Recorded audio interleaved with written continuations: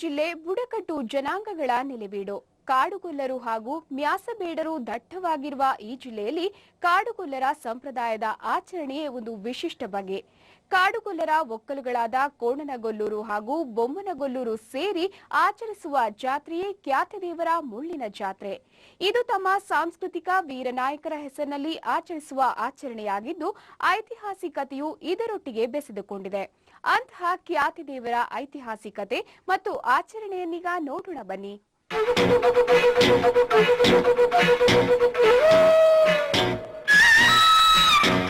ಬಿಸಿಲ ಧಗೆ ಒಂದೆಡೆಯಾದರೆ ಕಾದ ಭೂಮಿಯ ಹವಾಮಾನ ಎಂತಹವರನ್ನು ನೆರಳಿನೆಡೆಗೆ ಕರೆದೊಯ್ದು ಕೂರಿಸದೇ ಇರದು. ಇಂತಹ ಬಯಲು ಸೀಮೆಯ ಜಿಲ್ಲೆಯೇ ಚಿತ್ರದುರ್ಗ. ಕಳೆದ ವರ್ಷದಿಂದ ಮಳೆಯೂ ಕಡಿಮೆಗೊಂಡು ಬೆಳೆ ಅರ್ಧಂಬರ್ಧವಾಗಿ ರೈತರ ಮೊಗದಲ್ಲಿ ನಗೆಯ ಮಿಂಚು ಮಾಯವಾಗಿದೆ. ಆದರೂ ಜಿಲ್ಲೆಯಲ್ಲಿ ಆಚರಿಸುವ ಹಬ್ಬ, ಹರಿದಿನ, ಜಾತ್ರೆಗಳು ಮಾತ್ರ ಮೊದಲಿನಂತೆ ಸಾಂಗವಾಗಿ ನಡೆಯುತ್ತಿವೆ.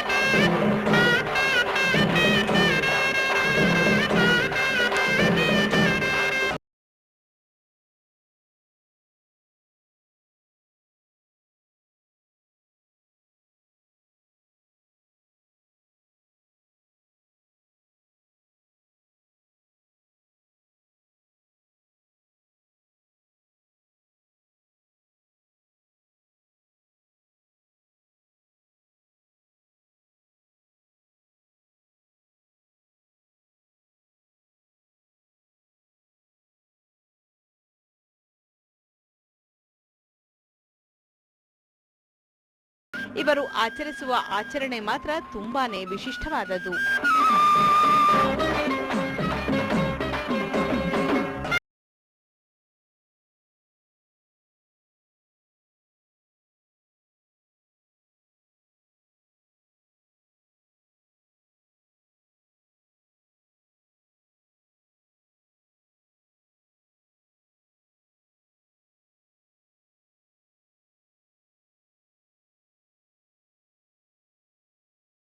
ಹೆಸರಿನಲ್ಲಿ ನಡೆಯುವ ಇಂತಹ ಆಚರಣೆಗಳು ತಿಂಗಳಾನುಗಟ್ಟಲೆ ನಡೆಯುತ್ತವೆ.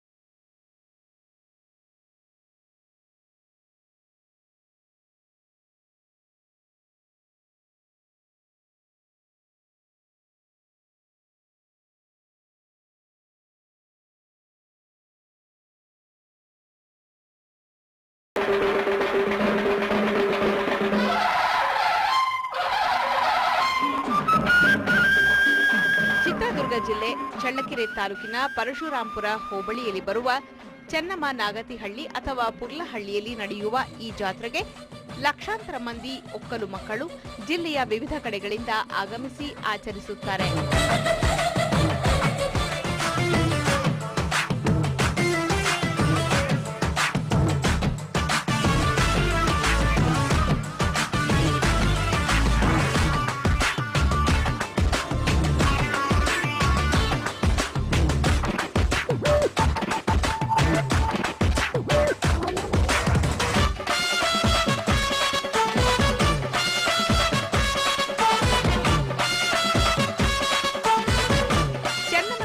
ಹಳ್ಳಿಯ ನಂದಗೋಕುಲ ಹಟ್ಟಿ ಸುಮಾರು 200ರಿಂದ 300 ಮನೆಗಳಿರುವ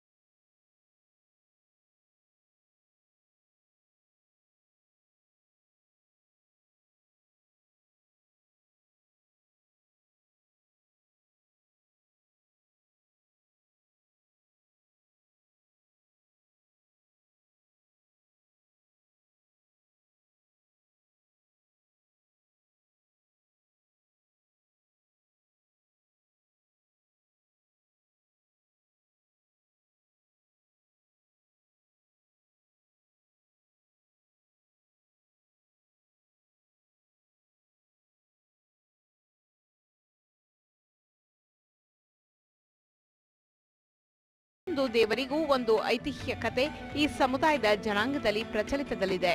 ರಾಜ್ಯಾದ್ಯಂತ ಸಹಕಾರ ಇರ್ತದೆ. ಅದರ ಮುಖಾಂತರ ಇದಕ್ಕೆ ಅನೇಕ ಆದಾಯನೂ ಬರ್ತದೆ, ಖರ್ಚುನೂ ಇರ್ತದೆ. ಇದಕ್ಕೆ ನಾವು ಎಲ್ಲರೂ ಇಂತಿಂಥ ಕಾರ್ಯಕ್ರಮ ಮಾಡಬೇಕಂತ ಆಚಾರ ವಿಚಾರಗಳನ್ನ ನಾವು ಇಟ್ಕೊಂಡು ಅದರ ಆಧಾರದ ಮೇಲೆ ಜಾತ್ರೆ ನಡೆಸ್ಕೊಂಡು ಬರ್ತೀವಿ. ನನ್ನ ಹೆಸರು ಮುದ್ದಣ್ಣ, ದೊಡ್ಡಗೌಡರ ಮುದ್ದಣ್ಣ. ನಮ್ಮ ಅಣ್ಣತಮ್ಮಗಳ ಮನೆ ಹೆಚ್ಚಿಗೆ ಹೋಗ್ತದೆ. ವರ್ಷಕ್ಕೂ ಪ್ರತಿ ವರ್ಷಕ್ಕೂ ಹೆಚ್ಚಿಗೆ ಜನಸಂಖ್ಯೆ ಸೇರ್ತದೆ. ನಾವು ಅದರ ಆಧಾರದ ಮೇಲೆ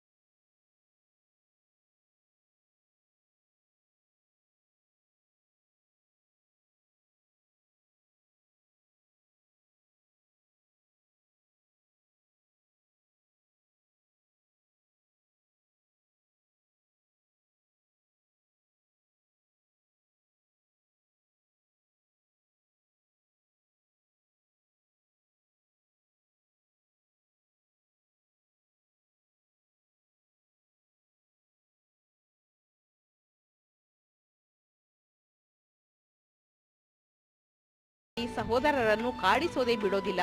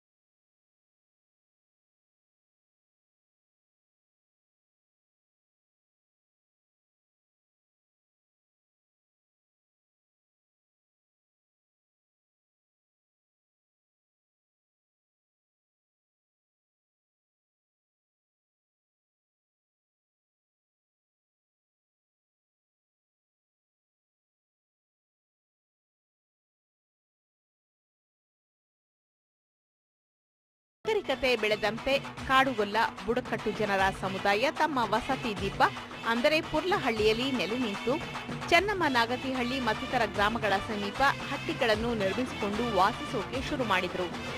ಹಾಗೆಯೇ ತಮ್ಮ ದೈವವಾದ ಕ್ಯಾತೆ ದೇವರಿಗೆ ಪ್ರತ್ಯೇಕ ಸ್ಥಳ ನಿರ್ಮಿಸಿ ಅಂದರೆ ಹಟ್ಟಿಯ ಮಧ್ಯಭಾಗದಲ್ಲಿ ಹುಲಿ, ಬಾರೆ, ಕಾರೆ, ಎರದ ಕಳ್ಳೆಗಳಿಂದ ಬೇಲಿ ಅಂದರೆ ಪೌಳಿ ನಿರ್ಮಿಸಿ ಅದರ ಒಳಗಡೆ ಹಾಪು, ಹಂಚಿಕಡ್ಡಿ, ಬಾಳೆ ದಿಂಡಿನಿಂದ ಗುಡಿ ನಿರ್ಮಿಸಿ ಆರಾಧಿಸುತ್ತಾ ಬಂದಿದ್ದಾರೆ. ಈ ಬಗ್ಗೆ ದೇವರ ಪೂಜಾರಿ ಹೇಳೋದು ಹೀಗೆ. 2 ಇಟ್ಟಿದ್ದಾರೆ. ಅದ್ರಾಗ ಅವತ್ತು ಅವ್ರ ಊಟ ಹಿಂದಕ್ಕೆ ಆ ಹಸುವಿನ ಹಾಲು ಕರ್ಕೊಂಡು ಅವನೇ ಸ್ವಲ್ಪ ಊಟ ಪೂಜೆ ಹರಿಸ್ಕೊಂಡು ಅಲ್ಲೊಂದು ಸಿನಿಮಾ ತೋಡ್ಕೊಂಡು ಅದನ್ನೇ ಮಂಚನ ಬಾವಿ ಅಂತ ಹೇಳ್ತೀವಿ. ಆ ಬಾವಿನಲ್ಲಿ ಆ ನೀರು ಕುಡಿದು ಹಸು ಕರು ದನ ಕಾಲ್ಕೊಂಡು ಕೆಲವಾರು ದಿನ ಕಾಲ ಕಳೆದು ಅವಾಗ ನಾನು ಇಲ್ಲಿವರೆಗೆ ಬಂದಪ್ಪ ಮತ್ತು ನಿನ್ನ ಪೂಜೆ ಪುರಸ್ಕಾರ ಮುಂದೆ ಯಾರು ಮಾಡಬೇಕು ಹೆಂಗೆ ಅದನ್ನ. ಹೌದು, ಇವರ ಮಾತಿನಂತೆಯೇ ದೇವರ ಕಾರ್ಯ ನಡೆಯುತ್ತದೆ. ಹಾಗೆಯೇ ಇದೀಗ ವಿಧಿವಿಧಾನಗಳನ್ನು ನಡೆಸಿಕೊಂಡು ಬರುತ್ತಿದ್ದಾರೆ.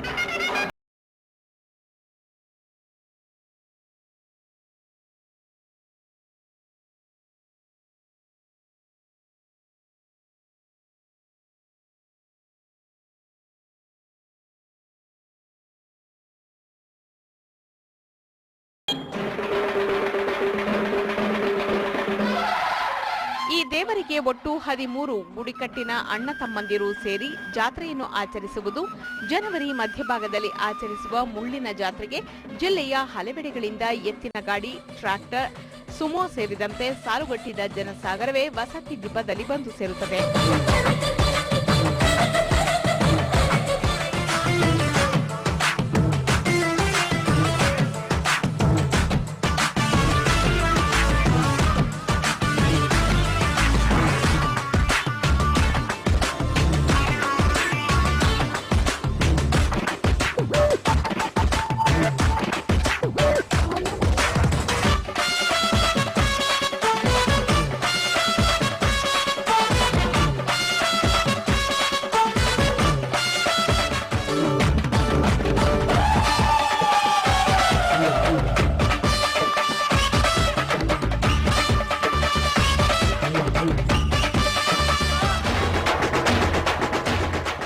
ಕೇವಲ ಒಂದೇ ವರ್ಗದವರು ಸೇರಿ ಆಚರಿಸುವ ಜಾತ್ರೆ ಇದಾದರೂ ಕೂಡ ಚಿತ್ರದುರ್ಗ ಜಿಲ್ಲೆಯೂ ಸೇರಿದಂತೆ ರಾಜ್ಯದ ಎಲ್ಲೆಡೆಯಿಂದ ಜನರು ಸೇರಿ ಆಚರಿಸುವ ಜಾತ್ರೆ. ಈ ದೇವರ ಜಾತ್ರೆಯನ್ನು 13 ಗುಡಿಕಟ್ಟಿನ ಜನರು ಸೇರಿ ಆಚರಿಸುವುದಾದರೂ ಕೂಡ 5 ಊರಿನ ಜನರು ಸೇರಿ ಮಾತ್ರ ಕಳಸವನ್ನು ಕೀಳುತ್ತಾರೆ.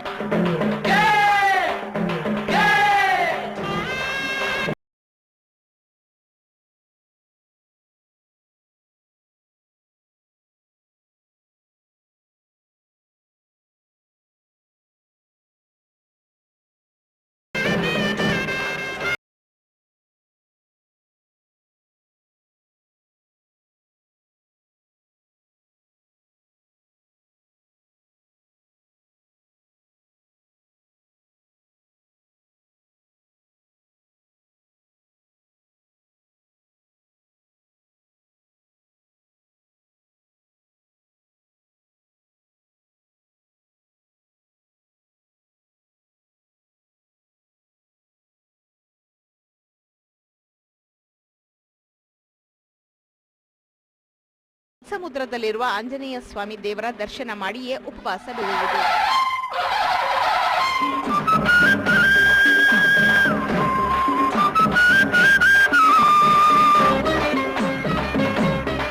ನವಣೆ ಅಂತಕ್ಕಂಥ ಇಲ್ಲಿ ಬಂದು ಪ್ರಸಾದ ಮುಟ್ಟಿದ ಮೇಲೆ ಮತ್ತೆ ನಾವು ಊಟ ಮಾಡೋದು. ಅಲ್ಲಿವರೆಗೂ ನಾವು ದೇವಸ್ಥಾನದ ಎಣ್ಣೆಕಾಯಿ ಮಾಡ್ಕೊಂಡು ಈ ಕಡೆ ಬಂದ ಮೇಲೆ ನಾವು ಪ್ರಸಾದ ಕೊಟ್ಟ ಮೇಲೆ ತಂದುಬಿಟ್ಟ ಮೇಲೆ ನಾವು ಊಟ ಮಾಡ್ತೀವಿ. ಅಲ್ಲಿವರೆಗೂ ನಾವು ಏನು ತಿನ್ನಲ್ಲ ಒಟ್ಟಿಗೆ. ಬಂದು ದೇವಸ್ಥಾನದಿಂದ ಬಂದು ಎಲ್ಲ ಪೂಜೆ ಪೂರೈಸ್ಕೊಂಡು ಊಟ ಮಾಡ್ತೀವಿ. ಬಂದು ಊಟ ಮಾಡಿ ಎಲ್ಲ ಉಪವಾಸ ಇರ್ತಾರೆ, ಮನಸ್ಸು ಇರ್ತಾರೆ, ಎಲ್ಲ ತಂದು ಎಲ್ಲ ತಂದು ಈ ಕಡೆ ಎಲ್ಲ ನಾನು ಎಳ್ಳಲ್ಲಿ ಕುತ್ಕೊಂಡು ಊಟ ಮಾಡ್ತೀವಿ. ಅದಾದ ತಕ್ಷಣ ನಮ್ಮ ಕಡೆ ನಾವು ಹೋಗ್ತೀವಿ.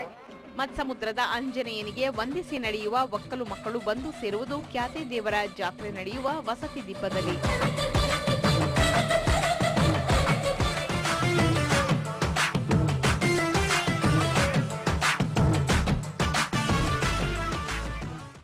ಈಗ ಒಂದು ಪುಟ್ಟ ವಿರಾಮ.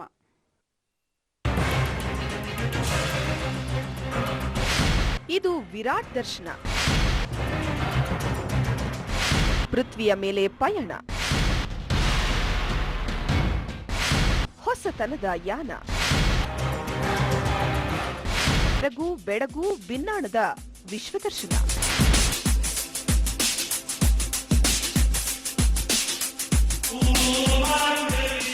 ವೀಕ್ಷಿಸಿ ಭಾನುವಾರ ರಾತ್ರಿ 8 ಗಂಟೆಗೆ, ಸೋಮವಾರ ಬೆಳಿಗ್ಗೆ 11 ಗಂಟೆಗೆ ಹಾಗೂ ಬುಧವಾರ ಮಧ್ಯಾಹ್ನ 1:30ಕ್ಕೆ ನಿಮ್ಮ ಉದಯ ನ್ಯೂಸ್ ಚಾನೆಲ್ನಲ್ಲಿ. ವಿರಾಮದ ನಂತರ ಮತ್ತೆ ಖ್ಯಾತಿದೇವರ ಮುಳ್ಳಿನ ಜಾತ್ರೆಗೆ ಸ್ವಾಗತ.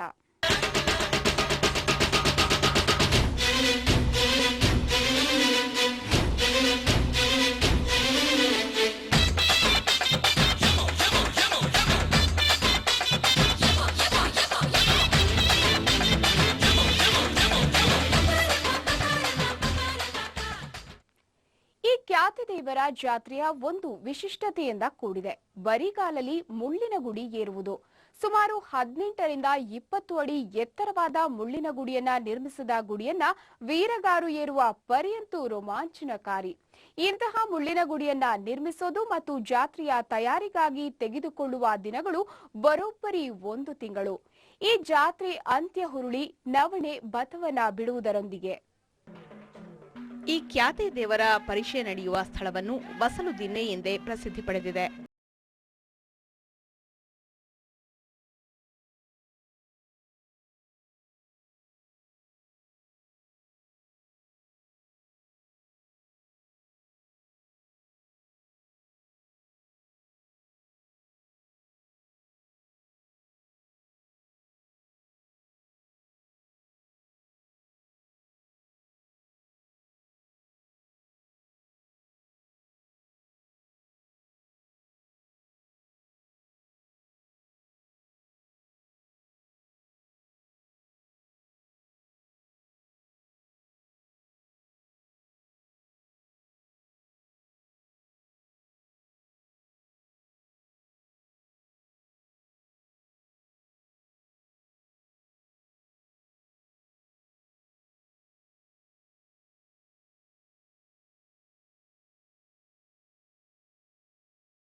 ಪ್ರತಿ ವರ್ಷ ಶೂನ್ಯ ಮಾಸದ ಸಂಕ್ರಾಂತಿ ಮರುದಿನ ಮುಳ್ಳಿನ ಜಾತ್ರೆಯನ್ನು ಆಚರಿಸುತ್ತಾರೆ. ಈ ಹಿಂದೆ ಖ್ಯಾತೆ ದೇವರಿಗೆ ಕಾರೆ, ಬಾರೆ, ಬಂದ್ರೆ, ಎರೆದ ಮತ್ತು ತುಗ್ಲಿಗಿಡದ ಕಳ್ಳೆಯಿಂದ ಗುಡಿ ಕಟ್ಟಿ ನಿರ್ಮಿಸಿ ಪೂಜಿಸುತ್ತಿದ್ದರು. ಇಂದು ಆಧುನೀಕರಣವಾಗಿ ವರ್ಷಕ್ಕೊಮ್ಮೆ ಇಂತಹ ಆಚರಣೆಯನ್ನ ಕಾಡುಗೊಲ್ಲ ಬುಡಕಟ್ಟು ಜನಾಂಗಗಳು ಆಚರಿಸಿಕೊಂಡು ಬರುತ್ತಿದ್ದಾರೆ. ಗುಡಿ ನಿರ್ಮಾಣ ಮಾಡುವವರು ಈ ಒಕ್ಕಲು ಜನಾಂಗದಲ್ಲಿನ ನಿರ್ದಿಷ್ಟ ಚೇರಗಾರರು ಮಾತ್ರ. ಜಾತ್ರೆ ಪ್ರಾರಂಭಗೊಳ್ಳುವ 4 ದಿನಗಳ ಮೊದಲೇ ಸಜ್ಜೆ ರೊಟ್ಟಿ, ಶೇಂಗಾ ಚಟ್ನಿ, ಅನ್ನ, ಮೊಸರಿನ ಬುತ್ತಿ ಕಟ್ಟಿಕೊಂಡು ಬಂದು ಗುಡಿ ನಿರ್ಮಾಣ ಕಾರ್ಯದಲ್ಲಿ ತೊಡಗುತ್ತಾರೆ.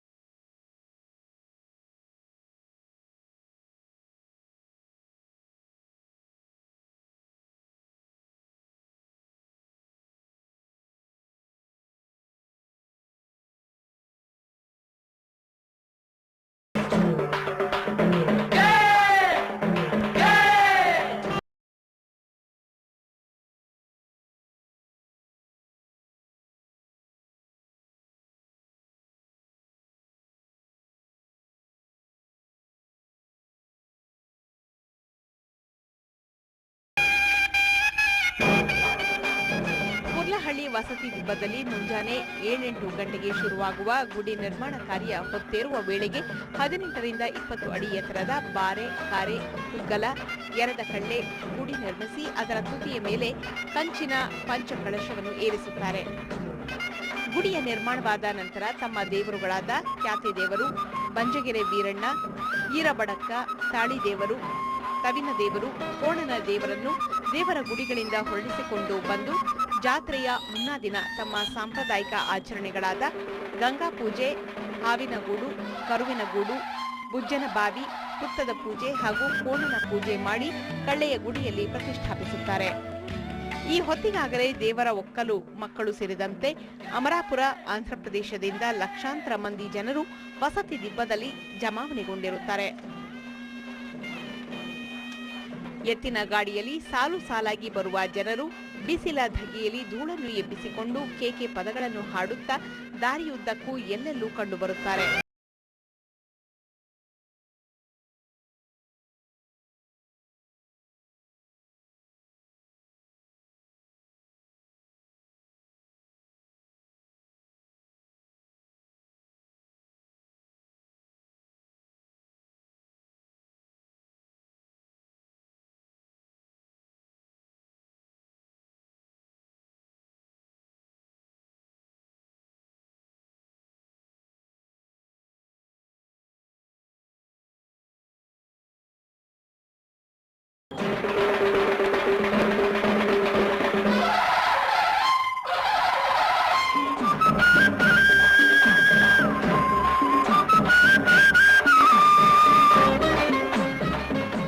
ಜಾತ್ರೆಯಲ್ಲಿ ಎಲ್ಲಿ ನೋಡಿದರೂ ಬರೀ ಜನರ ಸಾಲುಗಳು, ಅಂಗಡಿ ಮುಂಗಟ್ಟುಗಳು, ಜನರ ಸಂಭ್ರಮ ಎಲ್ಲೆಲ್ಲೂ ಮನೆ ಮಾಡಿಬಿಟ್ಟಿರುತ್ತವೆ. ಬಿಸಿಲಿನ ಧಗೆ, ಜನರ ಓಡಾಟದಿಂದ ಕೆಂಪನೆಯ ಧೂಳಂತೂ ಮುಗಿಲಿನವರೆಗೂ ಎದ್ದಿರುತ್ತದೋ ಎಂಬಂತೆ ಭಾಸವಾಗುತ್ತದೆ.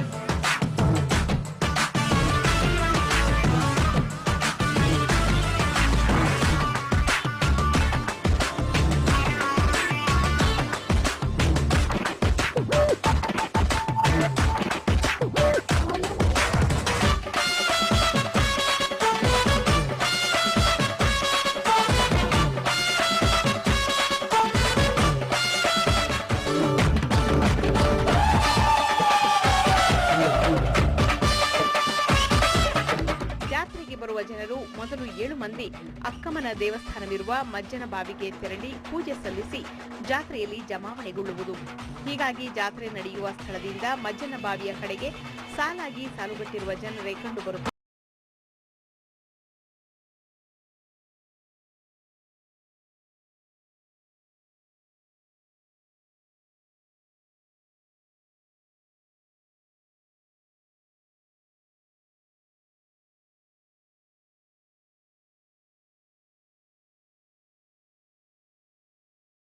ಬಾವಿಯ ಐತಿಹ್ಯ ಎಂದರೆ ಎರಡೇ ಸಲಿಕೆಯಲ್ಲಿ ದೇವರು ತೆಗೆದಾಗ ನೀರು ಬಿದ್ದಿದೆ ಎಂಬುದಾಗಿದೆ.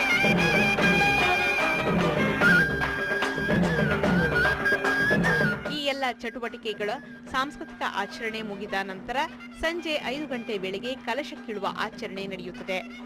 18 ರಿಂದ 20 ಅಡಿ ಎತ್ತರದ ಬಗೆ ಬಗೆಯ ಕಳ್ಳೆಯಲ್ಲಿ ನಿರ್ಮಿಸುವ ಗುಡಿಯನ್ನು ಹತ್ತಿ ಕಲಶ ಕೀಳುವವರು ಖ್ಯಾತೆ ದೇವರ ಒಕ್ಕಲು ಮಕ್ಕಳು. ಇವರನ್ನು ವೀರಗಾರರು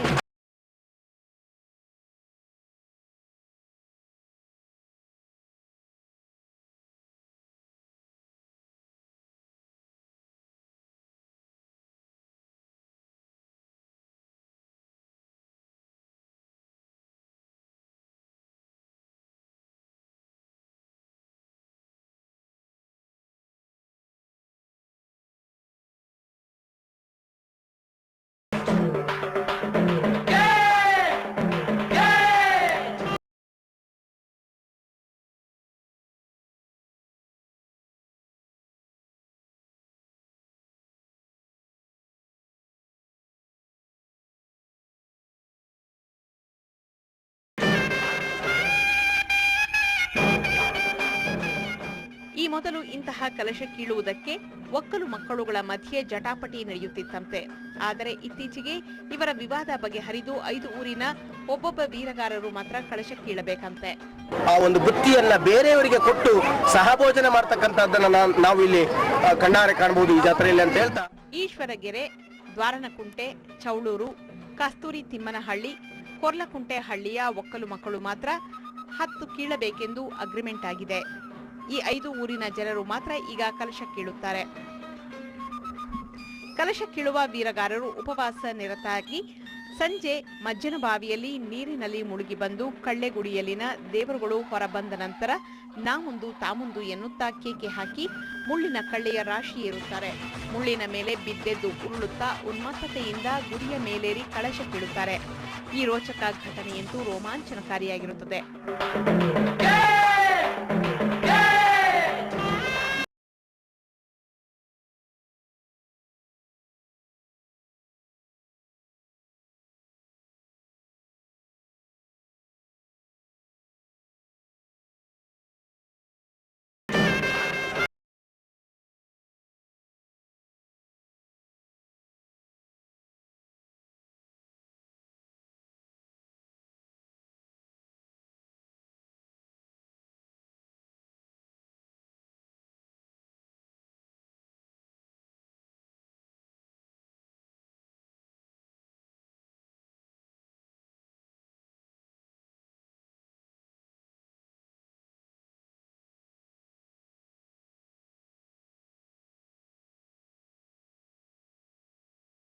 ರಾಜ್ಯದ ನಾನಾ ಭಾಗಗಳಿಂದ ಸಹಸ್ರಾರು ಜನರು ಬಂದು ಸೇರಿ ಸಂಭ್ರಮಿಸುತ್ತಾರೆ.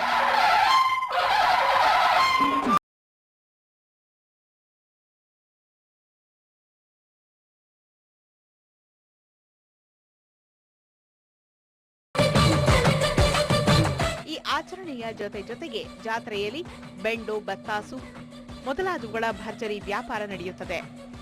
ಎಲ್ಲೆಲ್ಲೂ ಸಾಲುಗಟ್ಟಿ ನಿಂತಿರುವ ಜಾತ್ರೆಯಲ್ಲಿ ವ್ಯಾಪಾರ ನಿರತ ಜನರು ಕಂಡುಬರುತ್ತಾರೆ. ಖ್ಯಾತೆ ದೇವರನ್ನು ಬಚ್ಚಿಟ್ಟಿದ್ದ ಹುರುಳಿ, ನವಣೆಯನ್ನು ಒಕ್ಕಲು ಮಕ್ಕಳು ಮುಟ್ಟದ ಭತ್ತವನ್ನು ಆಚರಿಸುತ್ತಾರೆ. ಜಾತ್ರೆ ಮುಗಿಯುವವರೆಗೂ ಇಂತಹ ಪದಾರ್ಥಗಳನ್ನು ಮನೆಯಲ್ಲಿ ಇಟ್ಟಿರದೆ ಬತವನ್ನು ಆಚರಿಸುತ್ತಾರೆ.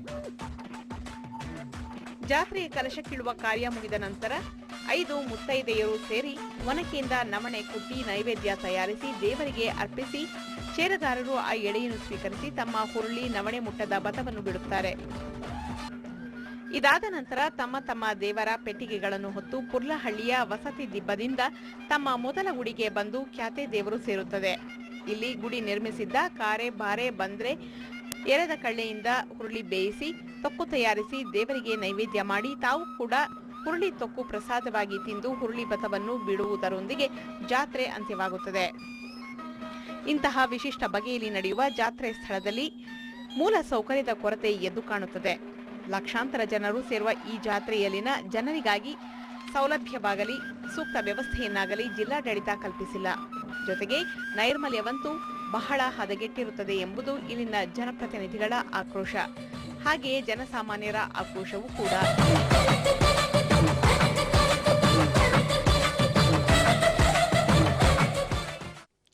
ವೀಕ್ಷಕರೇ, ಈ ವಿಶೇಷ ಸಂಚಿಕೆ ನಿಮಗೆ ಇಷ್ಟವಾಯಿತು ಅಂದುಕೊಳ್ತಾ ಇಂದಿನ ಈ ಸಂಚಿಕೆಯನ್ನ ಇಲ್ಲಿಗೆ ಮುಗಿಸ್ತಾ ಇದ್ದೀನಿ. ವಂದನೆಗಳು.